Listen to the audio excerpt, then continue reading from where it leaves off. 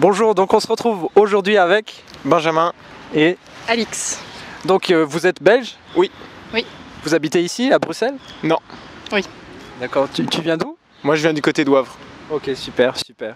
Alors, qu'est-ce que vous en pensez de l'investissement immobilier? Est-ce que c'est quelque chose que vous avez déjà fait ou est-ce que c'est quelque chose que vous envisagez de faire dans un avenir? Oui, je l'envisage dans un avenir et je trouve que c'est une des meilleures manières de placer son argent. Super. Je connais des proches qui l'ont fait. Personnellement, je me suis jamais vraiment renseignée. Donc si un jour j'y pense, je me renseignerai avant. Okay. Mais parce que là, j'y connais pas grand-chose. Donc okay. Voilà. Ok, super. Qu'est-ce que vous pensez être une bonne affaire dans l'immobilier? Donc, qu'est-ce qui vous ferait dire que vous achetez un bien et vous dites ouais, c'est bon, j'ai fait la bonne affaire, j'ai fait, je sais pas, l'affaire qui va me faire gagner de l'argent. Quels sont pour vous les critères? Que d'ici une dizaine d'années, ils prennent en valeur. Je dirais une dizaine de pourcents. En 10 ans, ça c'est vraiment la bonne affaire. Après 10 c'est sûrement beaucoup trop, donc je pense qu'en étant raisonnable, je dirais 5 quoi. Ça va, super. Et toi? Comme je viens de vous dire, je connais pas grand-chose. Mais oui, enfin, l'investissement, l'intérêt c'est d'en gagner quelque chose, mais au niveau pourcentage et gains, je vous avoue, je sais pas vous répondre. D'accord. Donc toi tu parles de 10% de plus-value par rapport à la valeur du bien. Ouais. Donc c'est plus pour de l'achat-vente, j'imagine, ta stratégie. Dans ce cas-là, oui. Après, il y a aussi une autre manière de dire l'achat parfait, c'est celui qui me correspond le mieux, quoi. Donc selon toi, quels sont les critères pour qu'un bien te corresponde? Ouais, c'est compliqué. Moi, en ce qui me concerne, je dirais une chambre. Dans un quartier vivant, okay. Ou qui est facile d'accès en transport en commun, etc., qui est relativement proche d'endroits où mes amis auraient aussi tendance à s'installer. Okay. Et oui, je dirais que c'est ça, avec de l'espace et convivial et pas spécialement neuf, mais qui a un potentiel décoratif ou de rénovation assez bien, quoi. Okay. Donc c'est plus une résidence principale? Ouais, c'est ça, ouais. Ça va. Est-ce que vous connaissez l'effet de levier de l'immobilier? On parle souvent, les grands investisseurs, les grands Robert Kiyosaki ou Olivier Seban, les grands investisseurs parlent de l'effet de levier des banques. Est-ce que vous avez une idée de c'est quoi cet effet de levier, de quoi ils parlent? Non, aucune idée. Non. Okay, super.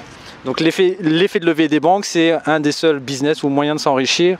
On utilise l'argent des autres pour s'enrichir nous-mêmes. Okay. C'est-à-dire qu'on utilise l'argent de la banque qui va nous financer, on l'espère, à 125%, donc frais compris, tout frais compris. Et grâce à ça, donc, soit on peut mettre des locataires qui vont payer plus que le crédit et nous faire gagner de l'argent, ou soit on mise sur les bonnes locations, comme tu as dit, tout ça. Donc maintenant que vous connaissez l'effet de levier, est-ce que vous avez plus envie d'investir dans l'immobilier en Belgique? Pas spécialement, non, parce que c'est... Enfin, je veux dire, je pensais pas mettre tout l'argent moi-même, donc fatalement, je connaissais peut-être pas le terme exact, mais c'était un peu mon idée, donc pas plus ou pas moins, quoi. Ok, ça va. Et toi?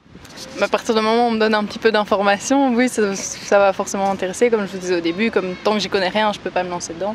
Ouais. Mais si on me donne ce genre d'informations, enfin... Oui, d'office, ça va plus m'intéresser, mais... Est-ce que vous pensez que l'immobilier est accessible à tout le monde?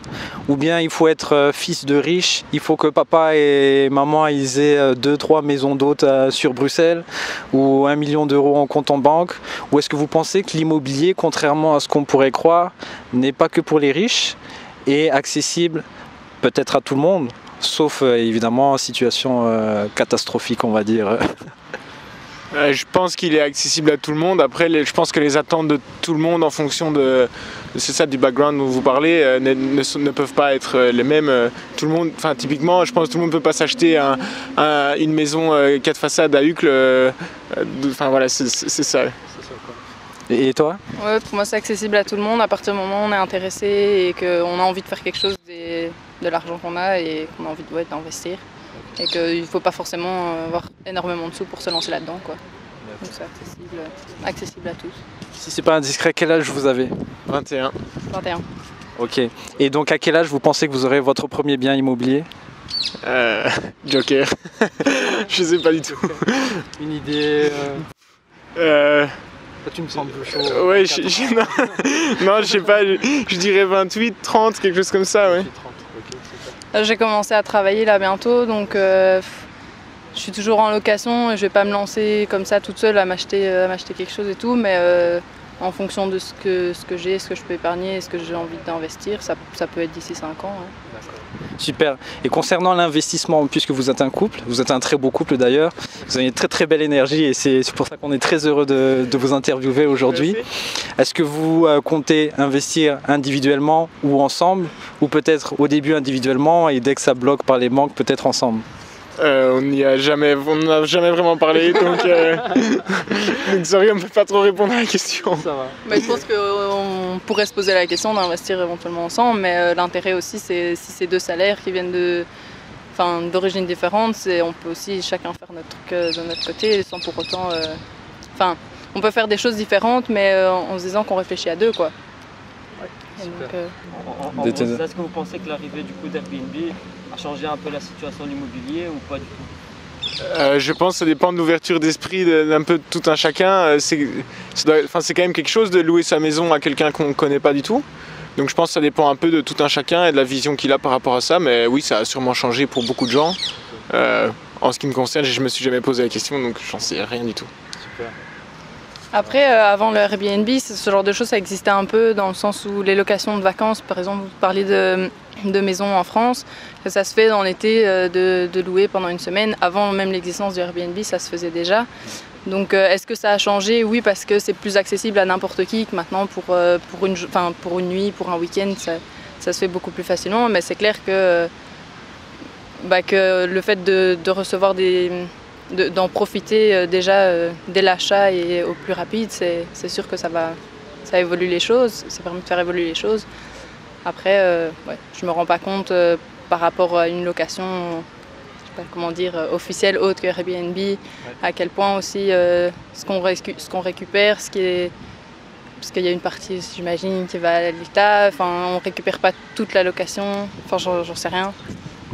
Okay. Parce qu'Airbnb, je ne sais pas s'ils récupèrent une partie. C'est une bonne... Oui, il y a 10% ici à Bruxelles, ça vient d'arriver l'année dernière. 10% si on déclare.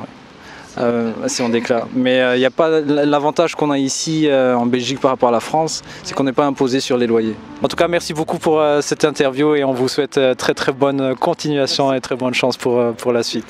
Merci, vous aussi. Merci. J'espère que vous avez adoré cette vidéo. Encore une fois, moi, ça a été vraiment un plaisir d'interviewer ces gens-là. Écoutez bien ce qu'ils disent.